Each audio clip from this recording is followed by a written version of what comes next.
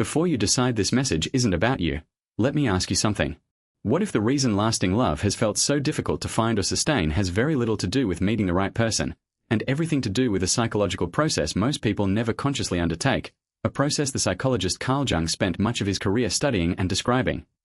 What if genuine, lasting love was never something you could simply search for and eventually locate, but something that becomes accessible only once a much deeper internal process, one Jung called individuation, has genuinely taken root? Most people approach the search for love as an external project, meeting new people, evaluating compatibility, hoping to eventually find the right match. Carl Jung, one of the most significant figures in the history of psychology, offered a fundamentally different framework, one suggesting that the quality and stability of love available to a person depends far more on their own internal psychological wholeness than on external circumstance or simple chance encounter.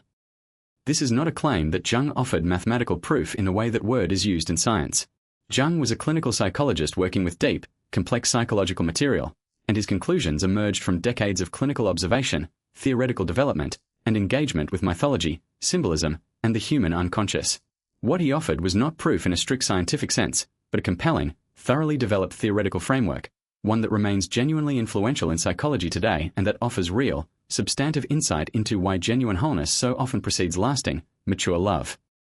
Right now, if your search for lasting love has felt repeatedly frustrating, if you've noticed patterns of instability, disappointment, or relationships that never quite reach the depth you're hoping for, Jung's framework offers a specific, well-developed explanation, one worth taking seriously rather than dismissing as simply another version of generic self-help advice. Stay with me until the end, because what you're about to hear draws directly from Jung's actual psychological work on individuation, offering genuine insight into why becoming whole within yourself may be the single most significant factor determining the quality of love you're ultimately able to find and sustain.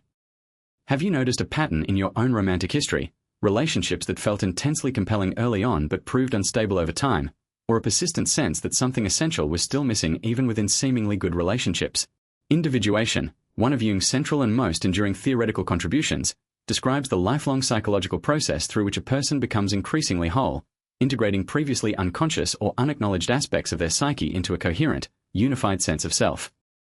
Jung believed that most people, particularly earlier in life, operate with significant portions of their psyche remaining unconscious, unacknowledged fears, desires, and qualities that are pushed out of conscious awareness because they conflict with the image a person has consciously constructed of themselves, an image Jung referred to as the persona. This unconscious material does not simply disappear once pushed out of conscious awareness. It continues existing and exerting influence, often shaping behavior, attraction, and relational patterns in ways the conscious mind does not fully understand or control. The process of individuation involves gradually bringing this unconscious material into conscious awareness, confronting and integrating what Jung called the shadow, the parts of the psyche a person has rejected or denied, as well as developing conscious relationship with archetypal material like the anima or animus, the unconscious feminine or masculine aspects of the psyche that significantly influence romantic attraction and projection. This process is genuinely difficult and typically unfolds over the course of an entire lifetime rather than reaching some final, complete endpoint. Jung himself described individuation as an ongoing journey rather than a destination, one requiring genuine courage, since confronting previously unconscious material, particularly the shadow, often involves acknowledging uncomfortable truths about oneself that the conscious persona has worked hard to avoid or deny. Understanding individuation this way offers important context for evaluating claims about wholeness and love. Jung was not suggesting that a person must achieve some kind of final, perfect psychological completion before becoming capable of love. He was describing an ongoing process of increasing wholeness, one that, even in its earlier or intermediate stages, significantly influences a person's capacity for genuine, mature romantic connection, becoming increasingly significant as the process continues to unfold over time. Jung's clinical work led him to observe a consistent, significant pattern, that people who had not yet done meaningful work toward individuation tended to approach romantic relationships very differently, and with considerably less stability, than people who had engaged in this deeper psychological work, even if only partially or incompletely.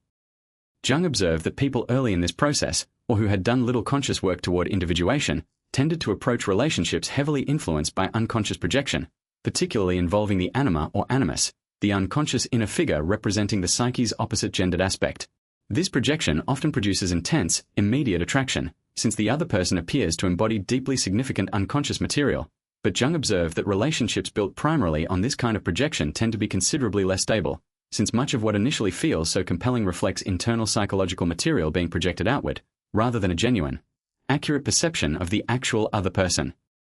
As individuation progresses, and a person increasingly integrates their own anima or animus consciously rather than relying primarily on external projection, Jung observed a corresponding shift toward the capacity for more mature, stable romantic connection, one grounded in accurate perception of an actual other person, rather than primarily in unconscious projection of internal psychological material that the other person happens to activate.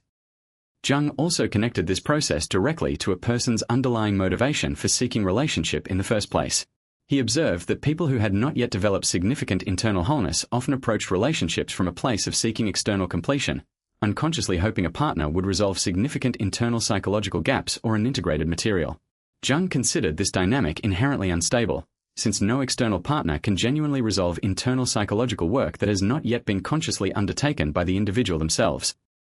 By contrast, Jung observed that people who had engaged in more significant individuation work tended to approach relationships from a fundamentally different place, seeking partnership not to complete an internal deficiency, but to share an already substantially whole life with another person. This shift, from seeking completion to seeking genuine sharing, represents one of Jung's most significant and enduring insights into the relationship between individual psychological development and romantic stability. One of Jung's most practically significant contributions to understanding romantic difficulty involves his concept of the shadow, the aspect of the psyche a person has rejected, denied, or pushed outside conscious awareness because they conflict with their consciously constructed self-image.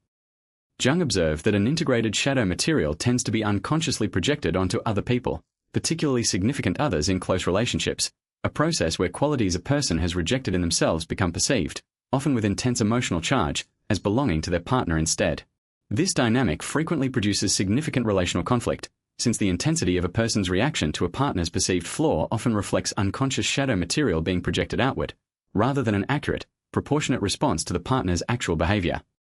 This helps explain a pattern many people recognize in their own relationship history: intense, seemingly disproportionate reactions to specific qualities or behaviors in a partner, reactions that, upon honest reflection, often trace back to qualities the person has themselves rejected or refused to acknowledge within their own psyche. Jung's framework suggests that meaningful relational healing requires not simply working on communication or compatibility at a surface level, but engaging in the deeper work of recognizing and integrating this unconscious shadow material directly. An integrated shadow material also tends to produce self-sabotaging behavior within relationships, a person unconsciously recreating patterns of conflict or distance that reflect unresolved internal material, even while consciously desiring genuine closeness and stability. Jung considered this kind of unconscious self-sabotage a significant, common obstacle to lasting love, one that cannot be resolved through external strategy alone, but requires the deeper, more difficult work of genuine shadow integration.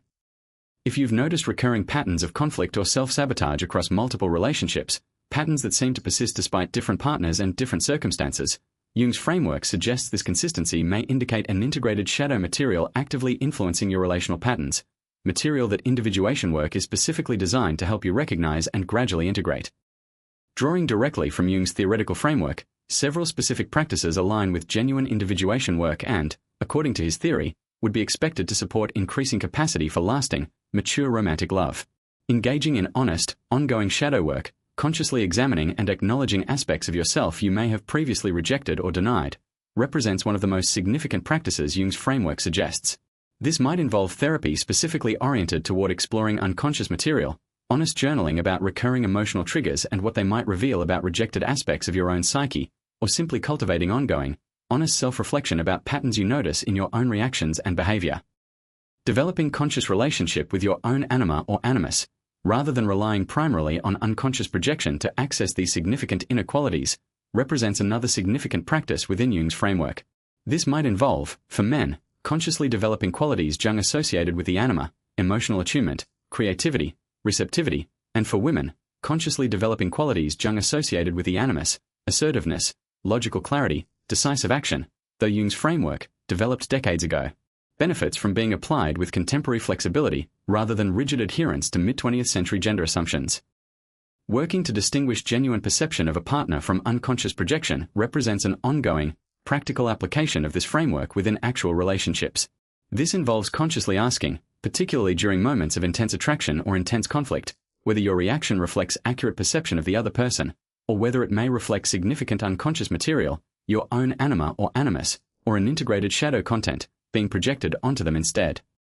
Approaching your own psychological development as an ongoing, lifelong process rather than a problem to be permanently solved and completed reflects Jung's own understanding of individuation, and supports a sustainable, realistic approach to this work rather than an anxious pursuit of some final, perfect state of psychological completion before allowing yourself to engage in relationship at all. It's important to address directly a common misunderstanding of this framework. Jung's work does not suggest that a person must achieve complete, perfect psychological wholeness before becoming capable of any meaningful romantic connection, a misunderstanding that could otherwise lead to unnecessary, indefinite delay of genuine relationship in pursuit of an unattainable standard of perfect internal completion.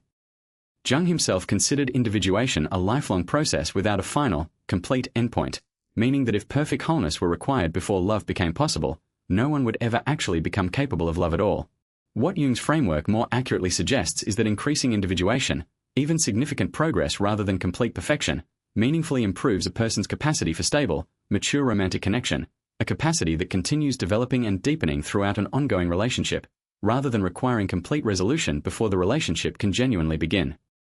This distinction matters considerably for how this framework should be practically applied. Rather than treating individuation as a prerequisite checklist to complete before allowing yourself to pursue relationship, it is more accurately understood as ongoing, parallel work that continues alongside romantic relationship, work that both prepares you for greater relational stability and continues developing throughout the relationship itself, ideally alongside a partner engaged in their own similar, ongoing process. Many genuinely healthy, lasting relationships involve two people who continue their individual individuation work throughout the relationship, rather than two people who arrived at the relationship having already achieved some final, complete state of psychological wholeness. Jung's framework, understood accurately, supports ongoing, mutual growth within relationship, rather than an unrealistic standard requiring complete individual completion as a strict prerequisite for entering relationship at all.